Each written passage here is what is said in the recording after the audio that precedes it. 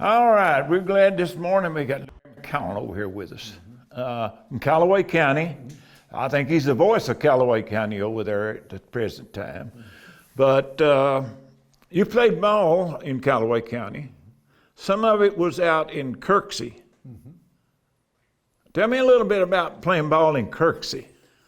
Well, first off, when I came along, I was in the last class that went a full year.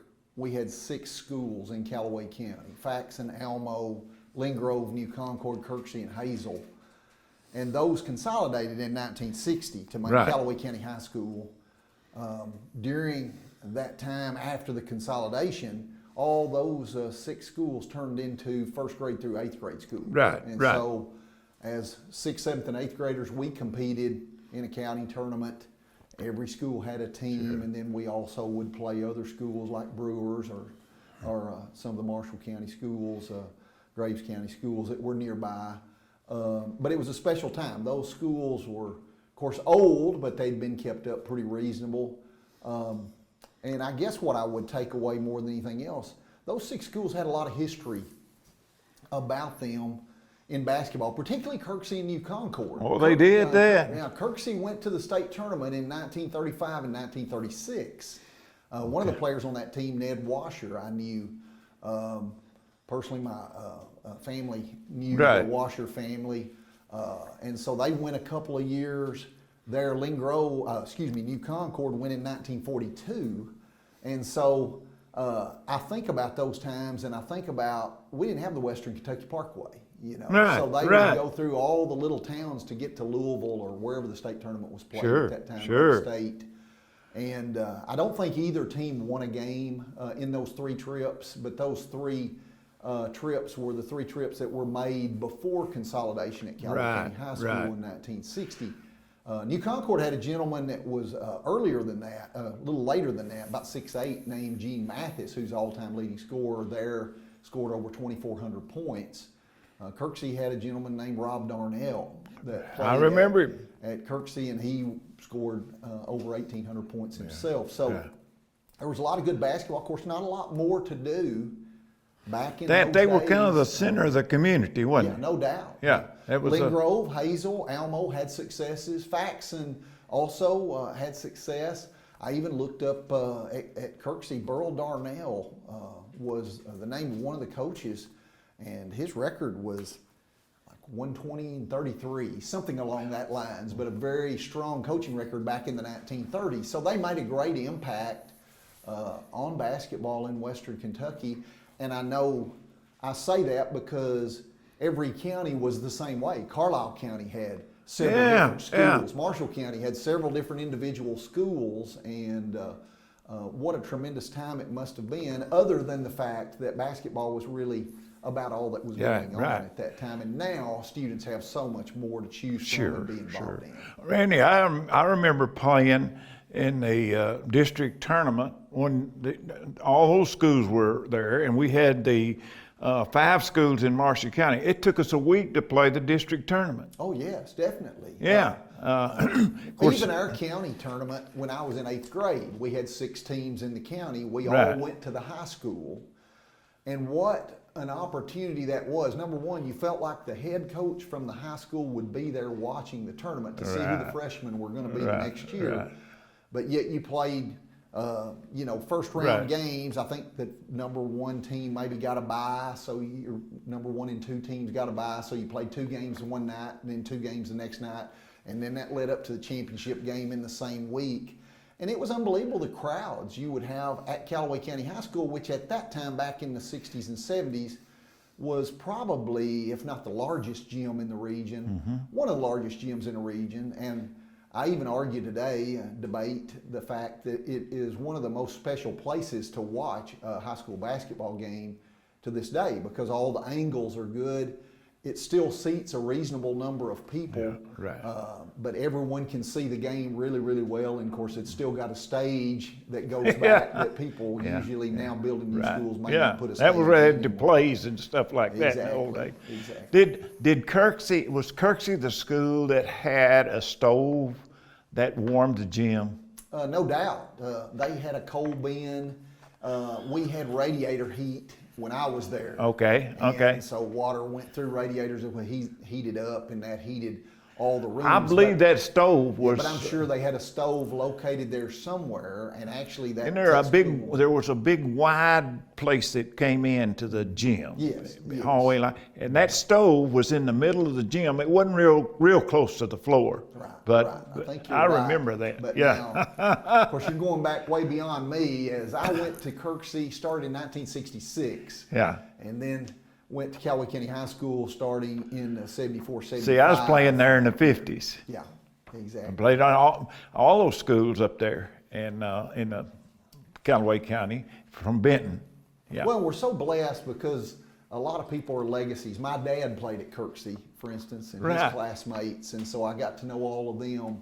And you may remember it was very intense PTA ball back in the day. You know, you'd have your parent-teacher organizations, Yeah. have women's teams and men's teams that competed against each other. And those were smaller gyms, but they had a lot of nice crowds. Well, there wasn't that much to do, wow. so anything was happening at the school. The community was there No most of the question time. about it. And Yeah, it really really- good basketball, it really was. enjoyable times there. It was, and that's what we're trying to do, Randy, is just to capture all of these kinds of stories like this, and incidents that went on, and players and coaches, and preserve that for our basketball fans to come well on down the line. When we put this on website and so forth, we can hold on to it. Well, and Tennessee was, in my opinion, way ahead of Kentucky in women's basketball. Oh, yeah. And when we had the PTA basketball, it was 3-on-3 on each end. I don't know if you ever saw that played. You would have 3 offensive players guarded by 3 defensive players on one end, and the offensive players could not transition across half court to play defense. Then you had 3 separate defensive players on your team that guarded the other team's offensive players on the other end, and they did not transition past half court. So it was an interesting game of 3-on-3 on each end. Yeah, I didn't know what was happening, but I was quite familiar with that because I went down to play in Martin, Tennessee, down in 1956, and I watched a lot of girls' games down there, the 3-on-3 situation while I was down there. Yeah, it's changed. I tell you, girls' basketball has come a long way. Unbelievable. It really has in a short period of time, and. Callaway County's been to the state tournament with girls 5 times, and of course, I think we started girls basketball in about 1975, 76, somewhere around in there. And what's been unbelievable, this 4th district has just been a bearer from the start. You know, It has. with the Marshall County schools, Callaway schools, Murray schools, in this Mayfield was in this district for a little while. There have been different teams in there. And Marshall County has certainly, I would say, has had the majority of the success, but yet there's been a whole you couldn't talk about all of the great games that have been played in this 4th district. You're right. With the schools, these bordering counties around here. See, Marshall County's got 5 state championships, 3 in the boys and 2 in the girls. Right. That's pretty good for a county.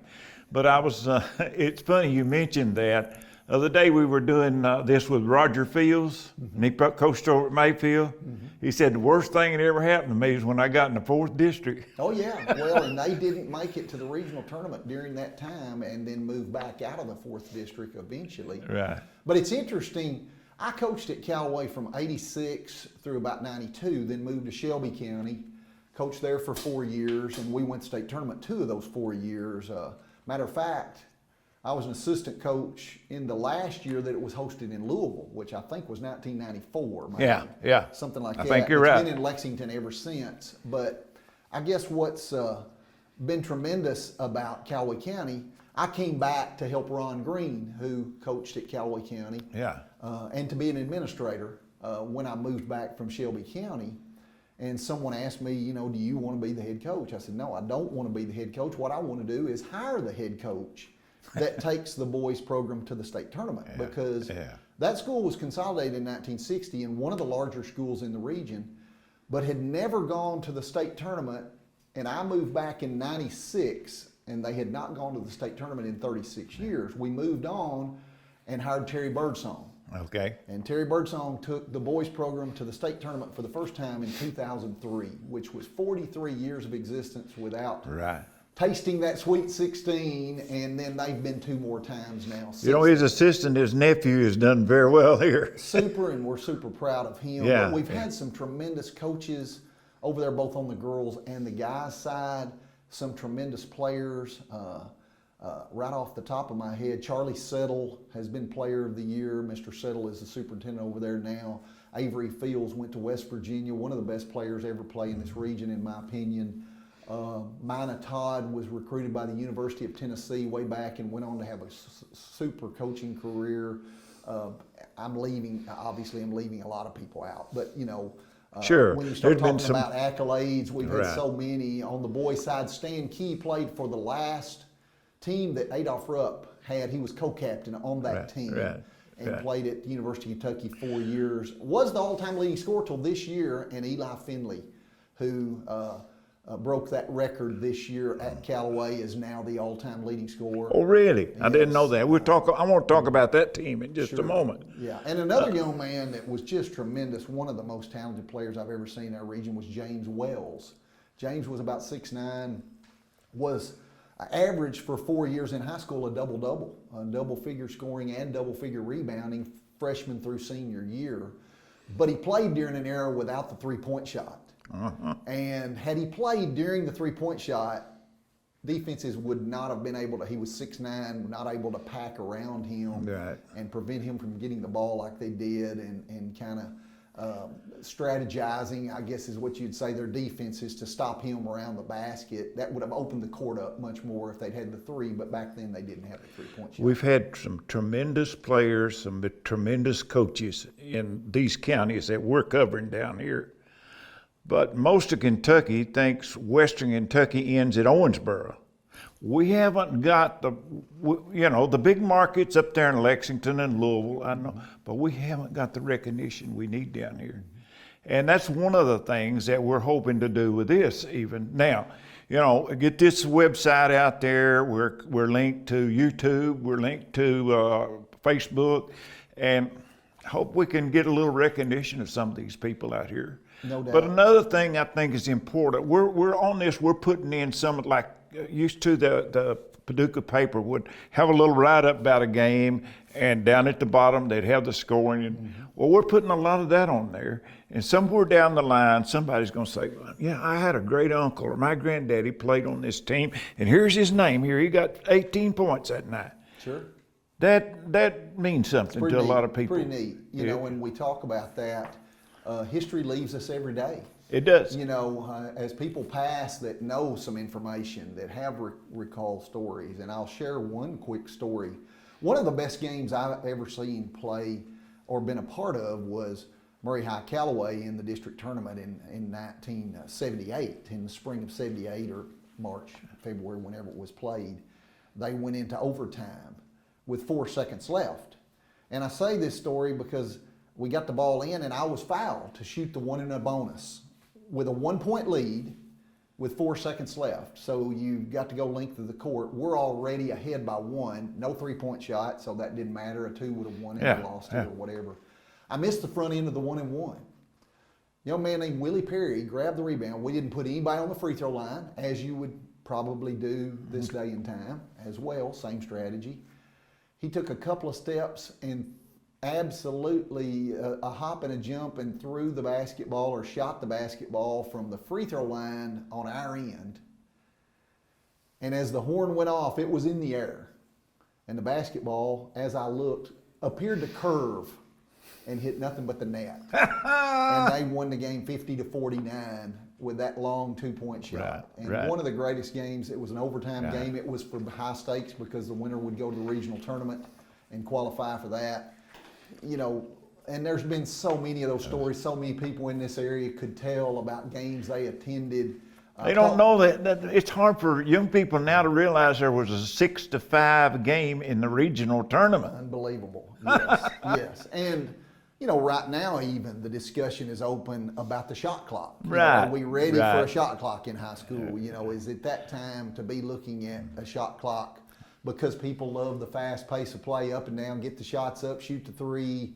The game has changed so much and ever evolving, and of course, that's what you're supposed to do, is continue to try to improve it, and certainly we'll have our say. But to your point, a lot of people I meet with the KHSAA and different people I meet and see across the state with different meetings and stuff refer to Western Kentucky when they talk about Bowling Green or Murray or Paducah. But we don't see Bowling Green as Western Kentucky as much as other people do, because we're still 2 hours plus from Bowling Green, and as you mentioned, 2 hours from Owensboro. So we're extreme. I call it extreme Western Kentucky.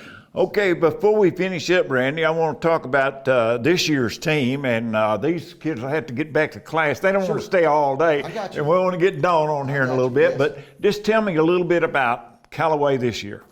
They had a tremendous team. Matter of fact, them and Marshall County both were really, really good. Callaway suffered an injury early with a starter back in December that kind of took them back, but they were able to stem the tide.